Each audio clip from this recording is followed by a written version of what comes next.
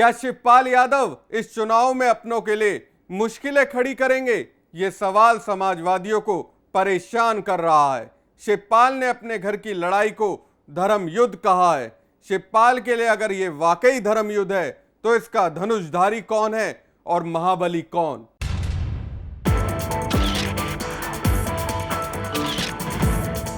गीता में लिखा गया, मृत जीवित या ज्ञानी किसी के लिए शोक नहीं करते।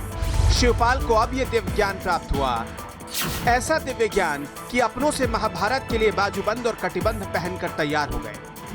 उसी गीता में लिखा गया है, परिवर्तन संसार का नियम है, इसलिए शिवपाल ने खुद को परिवर्तित कर लिया। यदुकुल के धर्म युद्ध में विजय के लिए अपनों के खिलाफ तलवार उठाने को तैयार हो गए शिवपाल।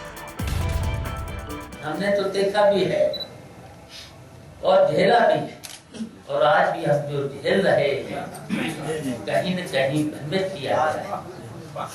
और भ्रमित किस लोगों ने किया है? हमारे लोगों ने भी भ्रमित करने का काम किया है। हम सरकार फिर से बनाने जा रहे हैं, लेकिन कहीं न कहीं हमारे लोगों ने ही भ्रमित करने का काम किया। तो हमने कई बार कहा, बाहर की शक्तियों से तो लड़ा जा सकता है, लेकिन जो आंतरिक शक्तियां हैं सावधान रहने की जरूरत है। संघर्ष तो हो गई, और जहाँ तक हमने उस दिन प्रार्थना में कहा था कि ये तो धर्म युद्ध है,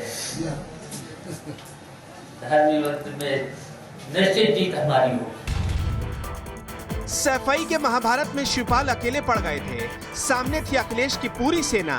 इस सेना के प्रहार जब असहिष्णु हो गए तो शिवपाल ने भी कटार उठा ली धर्म युद्ध के नाम पर। बाहर की शक्तियों से तो लड़ा जा सकता है, लेकिन जो आंतरिक शक्तियां हैं सावधान रहने की जरूरत है।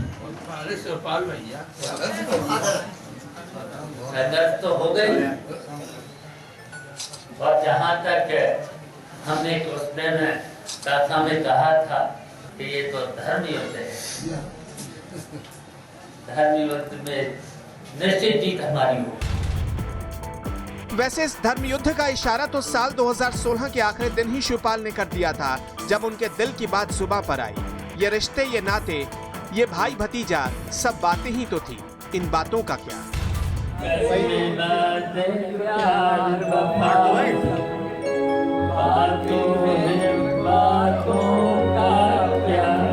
कोई किसी का नहीं है, ना है ना होगा क्या।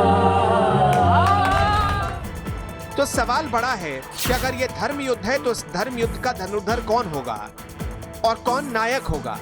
क्या इस चुनाव में अपनी ही पार्टी को पटक देंगे शिवपाल? ब्यूरो रिपोर्ट, समाचार प्लस।